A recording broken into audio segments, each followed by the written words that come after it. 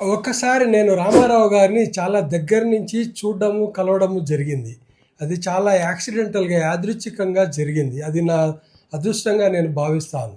ఎందుకంటే రామారావును అప్పట్లో దేవుడిగా చూసేవాళ్ళు. కృష్ణుడు, రాముడు అంటే రామారావు ఆ వేషం వేస్తే అట్లనే దేవుడిని అట్లనే ఉంటారని చాలా ఇప్పటివరకు కూడా చాలామంది ఇళ్లల్లో రాముని ఫోటో, కృష్ణుని ఫోటో పెట్టుకోవాల్సి వస్తే రామారావు ఫోటో పెట్టుకుంటారు ఆంధ్రలో. అంటే అంతగా జనాల మీద ప్రభావం చూపిన మహా వ్యక్తి అతను. అలాంటి వ్యక్తిని ఒక యాక్సిడెంటల్‌గా కలవడం అనేది ఎంత గొప్ప విషయమో ఆలోచించుకోండి.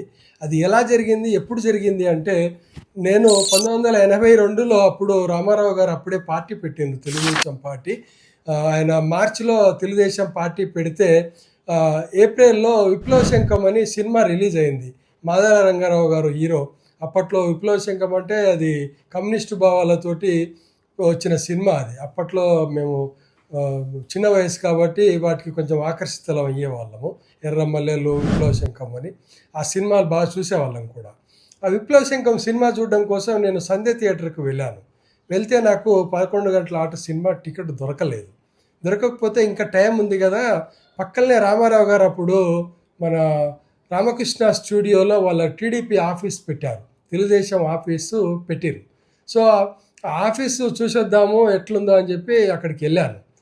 లోపలికి వెళ్ళాను, ఆఫీస్ లోపలికి వెళ్తే ఆఫీస్ పైన ఉండేది ఫస్ట్ ఫ్లోర్లో. కింది నుంచి మెట్లు ఎక్కుతూ పైకి ఎక్కాల. ఎవరినో అడిగితే ఆఫీస్ ఎక్కడంటే పైన అన్నారు. పైకి ఎక్కాలని చెప్పి నేను మెట్లు ఎక్కుతున్నాను. 3 మెట్లు ఎక్కాను నేను పైకి. తర్వాత ఒకసారి తల లేపేందుకు పైకి చూశాను. చూస్తే రామారావు గారు కిందికి దిగుతున్నారు. ఆయన 3 మెట్లు కిందికి దిగిండు, నేను ఒక 3 మెట్లు ఎక్కాను.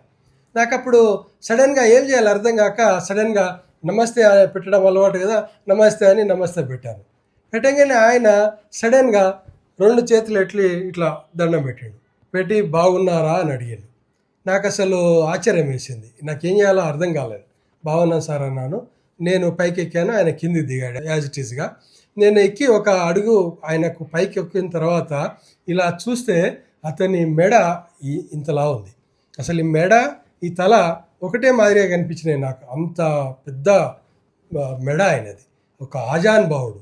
అటువంటి వ్యక్తిని కలవడం అనేది నాకు చాలా గొప్ప విషయంగా భావిస్తాను.